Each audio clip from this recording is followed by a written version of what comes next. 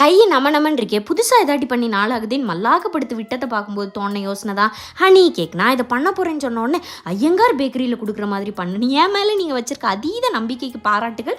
ஆனால் அது கேக் மாதிரி வருதான்னு பார்ப்போம். அப்புறம் நம்ம பேக்கரிக்கு போகலான்னு பண்ண ஆரம்பிச்சிட்டேன். இந்த கேக்குக்கு முட்டை பட்டர் மெயின் பொருள் எதுவுமே தேவையில்லை. ஆக வெஜிடேரியன் மக்கள் இதை நல்லா பண்ணி நல்லா சாப்பிட்டுக்கலாம். அது மாதிரி டின்னில் வச்சுட்டு ஒரு ஈக்குச்சியை வச்சு அப்படியே படம் வரைஞ்சி விட்டால் கேக் இன்னும் நல்லா வருமாமா. ஸோ எல்லாத்தையும் பண்ணி உள்ளே அனுப்பிட்டு 30 நிமிஷம் ஆகி மேலே வெள்ளையாகவே தான் இருந்துச்சு. ஒருவேளை நம்ம முட்டை போடலை, அதனால அது ப்ரௌனாக அந்த மேலேனா வரல. ஸோ இன்னும் கொஞ்சம் நேரம் வச்சா கரிஞ்சிடக்கூடாதுன்னு சொல்லி நானே கருத்து கணிப்பு பண்ணி வெளியே எடுத்து ஆற வச்சாச்சு. மேலே ஊற்ற இந்த சுகர் சிரப்பு இந்த தேங்காய் இதெல்லாம் ரெடி பண்ணி என் கேக்கு எடுக்கிறேன்ப்பா. அவ்வளோ அழகு, ஈஸ்வரா யார்கிட்ட சொல்லுவேன் அப்படின்னு சொல்லி எல்லாட்டையும் காட்டிட்டு உள்ளே வெட்டுறேன். இன்னொரு 5 நிமிஷம் வெந்திருக்கலாம் போல் அப்படிங்கிற மாதிரி சொதன்னு இருந்துச்சு. ஆனாலும் மேலே அந்த சுகர் சிரப்பு, அது போக ஜாமு, அது போக திருவண்ண தேங்கான்னு சுகர் ஃபேக்ட்ரியில் இருக்க மொத்த சீனி அந்த கேக்கு மேலே தான் இருந்திருக்கும். ஆனால் நல்ல வேலைக்கு கொஞ்சம் கேக்கு நான் தனியாக எடுத்து வச்சுட்டேன். ஆனால் அது அப்படியே வெட்டி அதை சாப்பிடும்போது பார்க்க அவ்வளோ அழகாக இருந்துச்சு.